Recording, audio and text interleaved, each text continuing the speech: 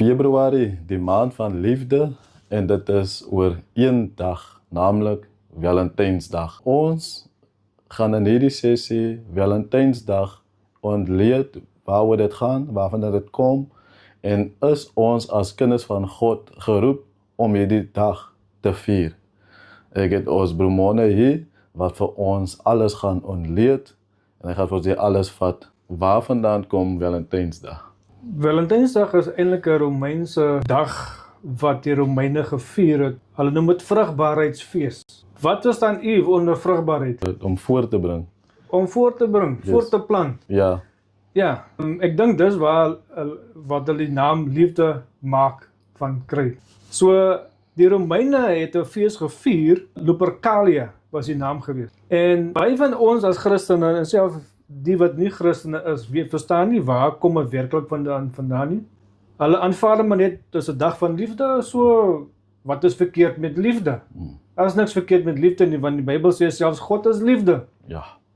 Maar kom ons ontleed dit. In die tyd van Claudius II, in die jaar 269 na Christus, het Claudius, die Romeinse keiser, het 'n wet gemaak wat al die jong manne nie toegelaat het om te trou nie. Want hy het geglo, hulle veg beter as manne wat getroud is. Yes. En ja, dat maak seker sin, want getroude manne gaan natuurlik dink aan hulle vrouens en hulle kinders by die huis. 'n Jong man het basies niks om oor te dink nie as net om te veg. So dis waar hierdie dag eintlik vandaan kom. Maar dit was eintlik 'n Lupercalia fees gewees, vrugbaarheidsfees. So wat er gebeur is, ons weet die Romeine het allerlei afgode aanbid. En dit was 'n liefdesfees gewees wat hulle gevier het. 'n Vrugbaarheidsfees. Kom ons gaan 'n bietjie uitbrei daaroor. Wat hulle gedoen het op hierdie van die 13de Februarie tot die 15de Februarie het hulle hierdie fees gevier. Dan het die priesters, die Romeinse priesters, het dan 'n bok of 'n hond gevat en geslag. Dan het hulle gevat byvoorbeeld die bok se vel of die hond se velle en in reepies gesny, was nog gedip in die bloed, of daar was jong manne gewees wat hulle gekry het, en dan het hulle nou die bloed van hierdie offer op die voorhoof geplaas van hierdie jong manne. Dan het hulle nou 'n spons gevat, gedip in melk, en dan het hulle nou hierdie bloed afgevee.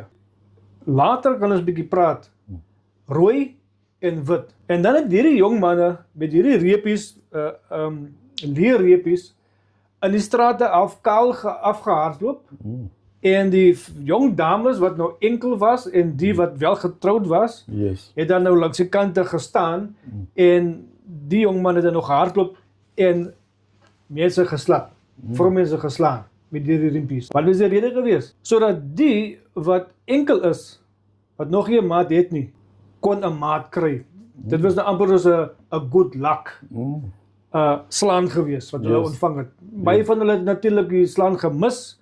Anders wat het nou gekry het, het hulle nou geglo, hulle gaan swanger word, die wat getroud is, en dit gaan nou 'n maklike swangerskap wees. En die wat enkel was, het nou weer geglo, hulle sou 'n lewensmaat kry. Dit was nou 'n good luck day gewees met hierdie fees. So dit is eintlik waar hierdie fees vandaan kom. Dit kom van die Romeinse fees afgewees, maar dat hulle tot ering van hulle God dit gebring, die God van liefde. En ons weet vir 'n feit dat die Romeine het nie vir God die Skepper aanbid nie, maar hulle eie gode gehad, en dis die fees wat hulle gevier het, want die God van liefde het vir hulle hierdie gawe gegee om swanger te word, of om lewensmaat te kry, om liefde te ontvang. So dis waar hierdie fees vandaan kom. Be my Valentine. As dit kom by Valentynsdag, waaroor gaan die matchmaking, waaroor gaan die paarmaking? Matchmaking kom nog steeds van die Romeine af. En op hierdie selfde fees, Lupercalia, vrugbaarheidsfees, het hulle geloot soos wat ons nou ken van lottery, die lottere. Het hulle nou die paarmaking of die matchmaking lottery gehad. Hulle het byvoorbeeld name gevat, in 'n pot gegooi, En dan moes die priester moes dan nou 'n naam kies. Of 'n enkel persoon moet dan nou die naam kies. Yes. Jong man. En wat 'n naam hy ook al trek, Yes. daai is die ene jong dame wat dan jou partner vir die dag gaan wees, vir hy feestyd gaan wees van die 13 tot die 15de.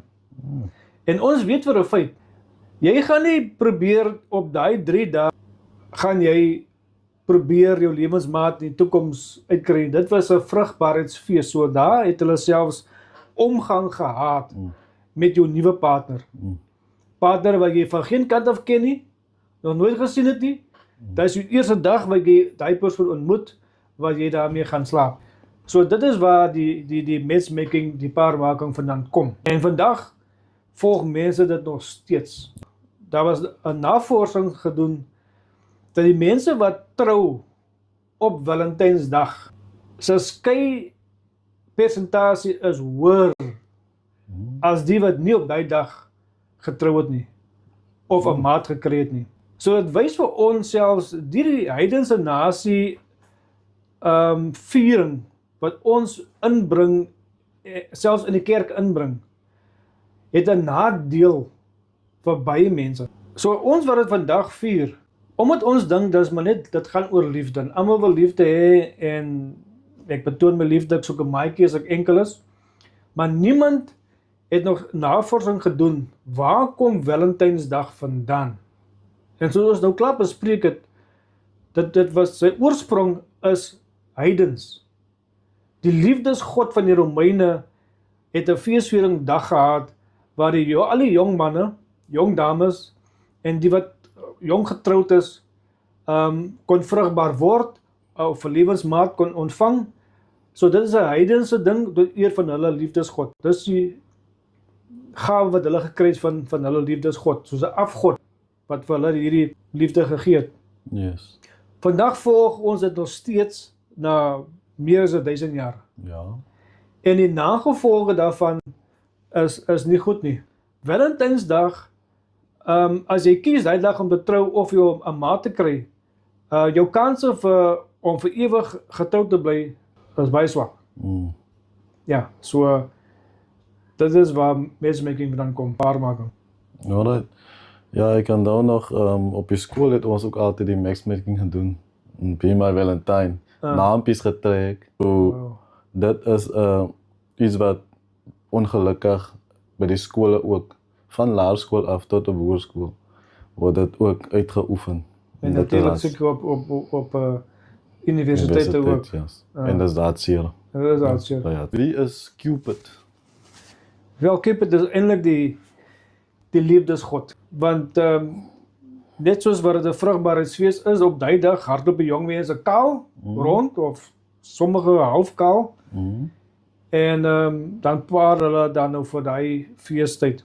So Cupid is die ene dan nou wat met sy pyl en boog skiet. Yes. En wie dit is nou die geloof, hulle geloof in die Romeinse geloof. Yes. Dat as die pyl jou raak, dan is dit eerder 'n liefde gaan hê vir iemand, of Cupid kan iemand skiet om sy liefde te verloor. Hy kan vir jou liefde laat kry of liefde laat verloor. Hy kan byvoorbeeld haat in jou hart bring vir 'n sekere persoon en dan wil hy byvoorbeeld jou liefde plaas op iemand anders. So dit gaan nie oor jy is klaar getroud nie of so nie. Dit gaan oor liefde. As jou liefde vir jou man of vir jou vrou nie meer vrugte voortbring nie, dan kan hy jou skiet om verliefd te raak op iemand anders. So Cupid word voorgestel as 'n kaal engeltjie.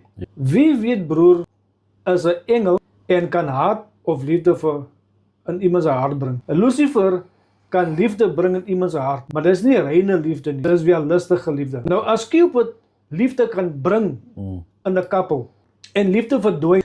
So nou, hoe sou u daarvan nou as u nou 'n oogie gehad het op 'n sekere dame? Sê op skool byvoorbeeld. Maar nou moet u nou kies 'n naam en u kies nou die ene wat u nou dink is die lelikste ene nou in die skool. Maar u moet nou daai persoon hê as 'n Valentynskoppel. Hoe gaan jy daarvan nou? Nee, ek sal glad nie van nou nie. En daai ene mag miskien dink, ja, dis nou die mooiste ou Cupid ou wat ek nou vandag ontmoet het. Yes. Sy is happy, broer is happy nie. Maar baie keer byvoorbeeld julle is nou nie heeltemal happy met mekaar nie, maar okay, kom ons gaan maar saam met die storie en op 'n vandag trou julle. Vir u was dit miskien nou maybe a love at first sight situasie, maar miskien nie vir haar nie. Maar sy gaan nou maar saam, want sy gaan nou maar saam met die stroom. Later in die huweliken, dan as sy nog glad nie meer happy nie, en Cupid skiet dan nou vir haar, vir iemand anders wat sy nou vir iemand anders verlief raak. En dan breek die huwelik op.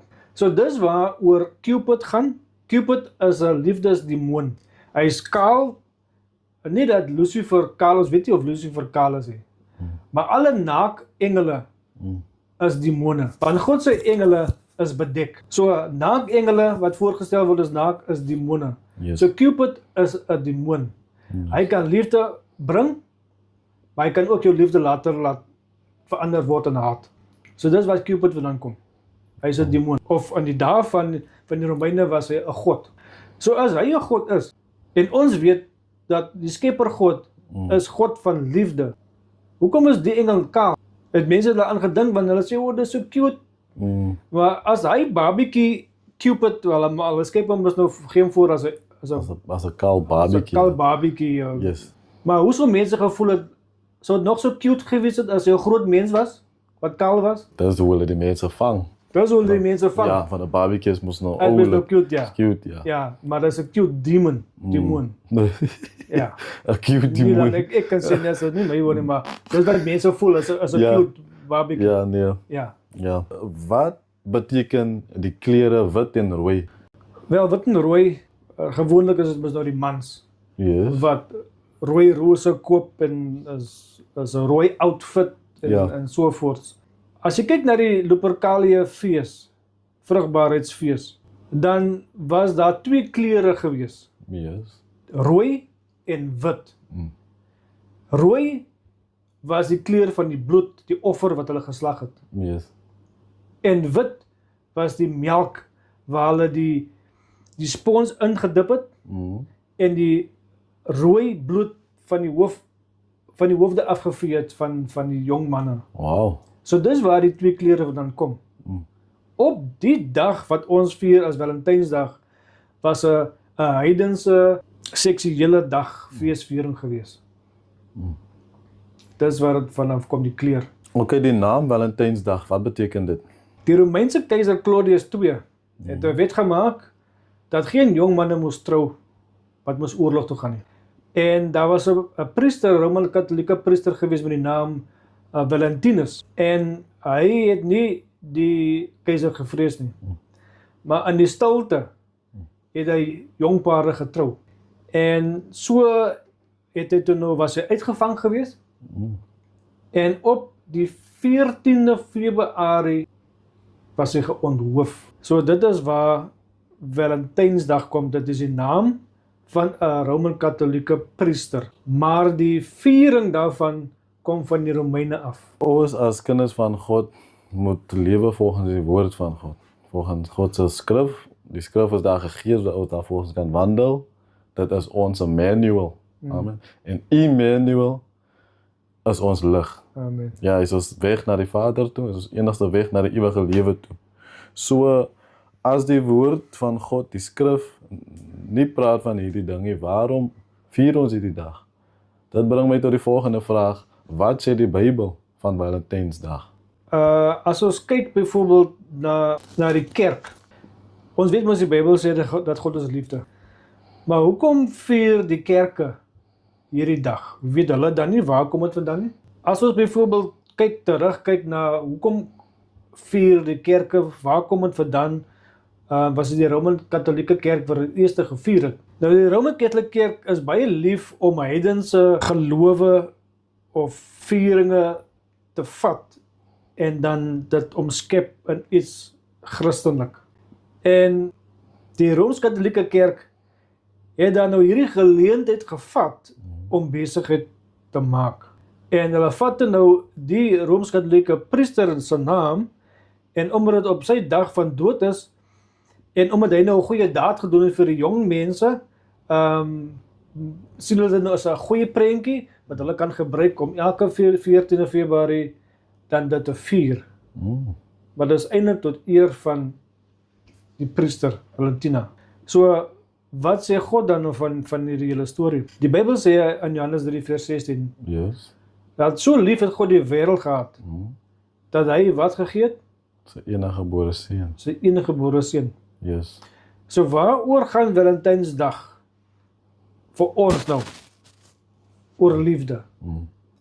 Maar wat ons moet verstaan is, wat is tipe liefde is dit? Yes. Is dit heilige liefde?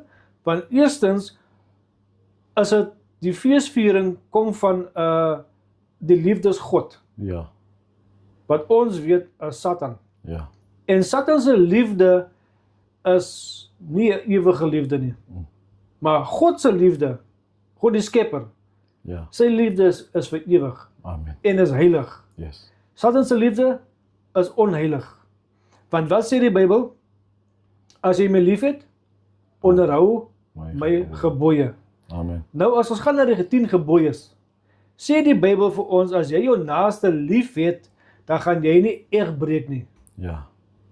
Wat gebeur op die 14de Februarie? Egbreek, Heel dag. hoereerdery.